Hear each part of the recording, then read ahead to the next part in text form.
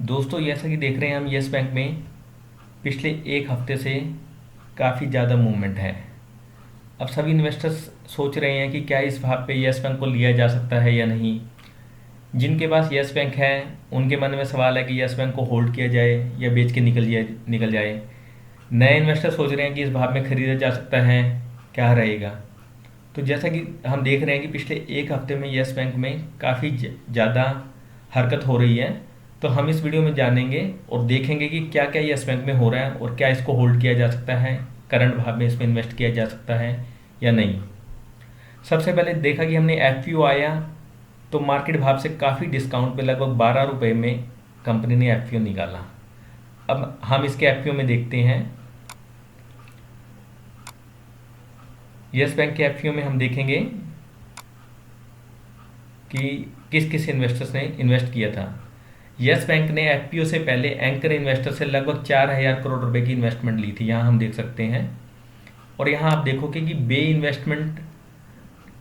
Tree investment ने इसमें लगभग 2250 करोड़ रुपए का इन्वेस्टमेंट किया था और 187 करोड़ शेयर इसके खरीदे थे। अब आप देखेंगे कि इसके 187 करोड़ शेयर खरीदे गए थे। यहाँ पे हम देख सकते हैं कि यस बैंक में।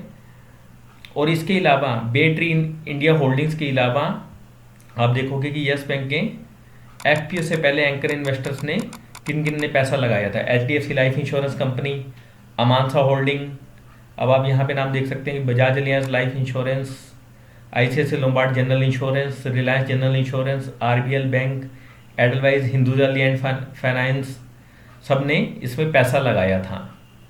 तो आप देख सकते हैं कि अगर इतने बड़े बड़े इंस्टीट्यूशन इसमें पैसा लगा रहे हैं तो रिटेल इन्वेस्टर तो जो छोटा अमाउंट इन्वेस्ट करता है, और 12-13 रुपये में ये शेयर बिल्कुल भी महंगा नहीं है। अभी हम इसका करंट शेयर होल्डिंग पैटर्न देखेंगे। आप देखिए यहाँ पे शेयर होल्डिंग पैटर्न में आप देखोगे स्टेट बैंक ऑफ इंडिया लगभग 751 करोड़ शेयर होल्ड करता है, जो कि इसकी टोटल इक्विटी का 30% है।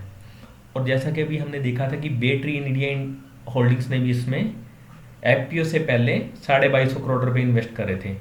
तो लगभग 7.5% स्टेक बे ट्री इंडिया होल्डिंग्स के पास है। इसके अलावा बड़े बड़े इन्वेस्टर आप नीचे देख सकते हैं कि L I C of India 125 crore share hold करती है और लगभग 5% holding L I C of India के पास है। अभी हमने पीछे न्यूज़ देखी थी, आप देखेंगे यस बैंक में एल आई सी ने stake, Yes Bank shares jumps 5%, L I C hike stake. अभी हमने पीछे न्यूज़ देखी थी कि एल आई सी ने ओपन मार्केट से लगभग 4% और शेयर खरीदे हैं। लगभग 105 crore share L I C ने और खरीदे हैं। एल आई सी का इससे पहले स्टेक 0.75% था, जो बढ़कर 4.98% हो गया है, जो हम लेटेस्ट शेयर होल्डिंग पैटर्न में भी देख सकते हैं। इसके अलावा SBI capital market, ICICI bank, HDFC, axis bank, Kotak bank, HDFC life, SBI life, आप देखेंगे कि ये सभी लगभग 1% से ज़्यादा होल्ड करते हैं। नीचे आप देखेंगे कि इलारा इंडिया अपॉर्चुनिटी फंड, बंधन बैंक, आईडीएफसी फर्स्ट बैंक, सबके पास 1% स्टेक है। अब इसके अलावा अभी आप शेयर होल्डिंग पैटर्न में और क्या देखेंगे कि क्या हरकत इस बैंक में हो रही है। आप एनएससी की बल्क डील साइड में जाएंगे। बल्क डील साइड में आप देखोगे कि 6 अगस्त को अडानी इलेक्ट्रिक मुंबई लिमिटेड ने लगभग 15 करोड़ शेयर 13 रुपये 45 भाव के 13 रुपये 45 पैसे के रेट पर बेचे हैं। अब दोस्तों, अगर अडानी इलेक्ट्रिक मुंबई लिमिटेड ने शेयर्स बेचे हैं तो ऑब्वियस है कि ये शेयर्स बल्क डील वाले किसी रिटेल इन्वेस्टर की तो पॉसिबिलिटी नहीं है लिए होंगे, तो ये भी किसी बड़े इन्वेस्टर ने लिए होंगे, अब आप पिछले एक हफ्ते का डिलीवरी का परसेंटेज देख लीजिए। शेयर का भाव जो कि 3 अगस्त को क्लोजिंग भाव 12 रुपये था और उस दिन लगभग 5,62,00,000 शेयरों की डिलीवरी हुई थी। अगले दिन 12/25 हुआ और लगभग डिलीवरी बढ़कर 10 करोड़ शेयरों में हो गई। उसके बाद आपने देखा कि 5 अगस्त को पहला अपर सर्किट लगा और डिलीवरी 15 करोड़ शेयरों में हो गई। उसके बाद 6 अगस्त को फिर अपर सर्किट लगा और डिलीवरी लगभग 22 करोड़ शेयरों की हो गई, और 7 अगस्त को फिर अपर सर्किट में बंद हुआ। ये सर्किट खुल भी गया था, लेकिन आप देखिए, एक तो वॉल्यूम देखिए, वॉल्यूम 70 करोड़ शेयरों का हो गया और डिलीवरी लगभग 29 करोड़ शेयरों की डिलीवरी रही। तब आप ट्रेंड देखोगे, यहाँ से ट्रेंड देखिए, ट्रेंड देखोगे कि 3 अगस्त को 9 करोड़ शेयरों में डीलिंग हुई थी, जो 15 करोड़, 37 करोड़, 42 करोड़ और 70 करोड़, जो कि 7 अगस्त की लास्ट ट्रेडिंग डे की हम देख रहे हैं, 70 करोड़ शेयरों में डीलिंग हुई है। ऐसे ही डिलीवरी बढ़ती चली जा रही है, 5 करोड़, 10 करोड़, 15 करोड़, 22 करोड़ और 29 करोड़ शेयरों में डीलिंग हुई है। अब इसमें हम देख सकते हैं, इससे हम क्या अंदाज़ा लगा सकते हैं कि कोई बड़ा इन्वेस्टर इसमें इन्वेस्ट कर रहा है। सेकंड, येस बैंक में हमने देखा है। अब आप यहाँ देखेंगे लेटेस्ट शेयर होल्डिंग पैटर्न में आप देखेंगे लगभग टोटल 2505 करोड़ शेयरों की शेयर होल्डिंग है। अब इनमें से जनरल पब्लिक के पास, रिटेल के पास लगभग 416 करोड़ शेयर हैं, जो कि टोटल इक्विटी का 16% के लगभग है। 16% हम देख रहे हैं कि टोटल इक्विटी का 16% के लगभग आ रहा है। अब अगर डिलीवरी का ट्रेंड देखें, रिटेल ने जिसने 12 रुपये में लिए थे, जब ऊपर के भाव पे फंसे हुए थे और धीरे धीरे निकल रहे हैं, तो अगर यही ट्रेंड रहता है तो जल्दी ही रिटेल इन्वेस्टर इसमें से बाहर हो जाएगा और ये शेयर सिर्फ बड़े इन्वेस्टर्स के पास रह जाएंगे। देख सकते हैं हम कि बड़े इन्वेस्टर्स के पास शेयर रह जाएंगे।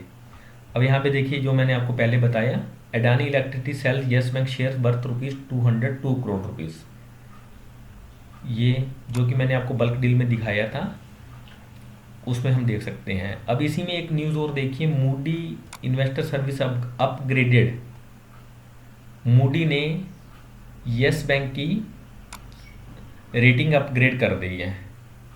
जैसा कि हम जानते हैं, ये भी कंपनी के लिए पॉजिटिव है, ये भी पॉजिटिव है। अडानी इलेक्ट्रॉनिक ने सेल किया। यहाँ पे भी आप देखिए, on Tuesday LIC corporation India set, जो कि मैं पहले ही बता चुका हूँ, additional share of the lender through open market purchases. तो ये सारा ट्रेंड क्या बताता है कि येस बैंक के लिए पॉजिटिव ही आता जा रहा है। ये सारी चीज़ें पॉजिटिव हैं, जो कि हम देख रहे हैं कि पॉजिटिव आ रहे हैं। अब यहाँ पे अब हम देख सकते हैं कि येस बैंक का ये ट्रेंड देखिए, सिंपल मूविंग एवरेज अगर आप देखोगे, तो अगला टारगेट अगर आप देखोगे 20 दिन की सिंपल मूविंग एवरेज 15 रुपये 62 पैसे है, 15 रुपये 62 पैसे। तो अगर ये सिंपल मूविंग एवरेज 15.62 अगर हम अगला टारगेट मान लें या रेजिस्टेंस मान लें, अगर 15 रुपये 62 पैसे क्रॉस करता है, तो ये शेयर लगभग 18-20 तक लगभग इजीली जा सकता है। तो देखिए, यहाँ से इस भाव पे खोने के लिए इन्वेस्टर के पास कुछ भी नहीं है। आपसे कितना टूट जाएगा? 2-3 रुपये और टूट सकता है। लेकिन शेयर मार्केट में जिसे हम रिस्क रिवार्ड रेशियो कहते हैं, तो यहाँ से रिस्क बहुत कम है और रिवार्ड बहुत ज़्यादा है। तो अगली क्वार्टर के रिजल्ट से पहले पहले ये लगभग 18 से 20 रुपये तक इजीली जा सकता है और उससे भी कहीं ऊपर जा सकता है। तो मेरे ख्याल से इस भाव में लेने में कोई बुराई नहीं है। अभी आप देखेंगे कि ट्रेंड देखेंगे, लगभग 16% शेयर छोड़ दें तो बाकी शेयर्स इंस्टीट्यूशंस के पास, SBI के पास, फॉरेन इंस्टीट्यूशन इन्वेस्टर देखिए, यहाँ उनकी इक्विटी लगभग 13.5% से ज़्यादा हो चुकी है। 343 करोड़ शेयर उनके पास लगभग हैं, 343 करोड़ शेयर उनके पास हैं। तो यहाँ इक्विटी आप देख सकते हो। तो इस हिसाब से येस बैंक में इस भाव पे कोई भी रिस्क दिखाई नहीं देता है। इसे इजीली लिया जा सकता है और होल्ड किया जा सकता है। 3 से 6 महीने की होल्ड कर सकते हैं और यहाँ से इजीली आपको 25 से 30% रिटर्न तो इजी से इजीली दिया जाएगा, क्योंकि जैसा कि मैं बता रहा हूँ कि 25 से 30% रिटर्न हो सकता है ये आपको एक हफ्ते में मिल जाए अगर ये अपर ट्रेंड जारी रहेगा। लेकिन ये जरूरी नहीं है कि अपर सर्किट जारी रहे, क्योंकि इक्विटी इतनी इनलार्ज है, इसमें इक्विटी बहुत ज़्यादा इक्विटी होने के कारण 15 रुपये के लगभग जाकर ये सेटल हो जाएगा। उसके बाद आपको पेशेंस के साथ इसको होल्ड करना है। और अगर आप एक क्वार्टर का देखते हैं तो 18 से 20 रुपये एक क्वार्टर में ये आराम से दिखा सकता है। तो मेरे राय में इसको होल्ड किया जा सकता है। आपको ये वीडियो कैसा लगा कमेंट में शेयर कीजिए, और किस शेयर के बारे में आप जानना चाहते हैं दोस्तों, किस शेयर के बारे में, तो मुझे कमेंट करके बताइए। मैं उस शेयर्स की पूरा टेक्निकल एनालिसिस, उसके हिस्ट्री, उसकी प्रॉफिट्स, उसमें शेयर होल्डिंग क्या चल रही है, बिल्कुल पूरा एनालिसिस आपके लिए लेकर आऊँगा। तो धन्यवाद दोस्तों, देखते रहिए वेल्थ मंत्रा, बने रहिए, लाइक कीजिए, शेयर कीजिए और सब्सक्राइब कीजिए। धन्यवाद, थैंक यू दोस्तों।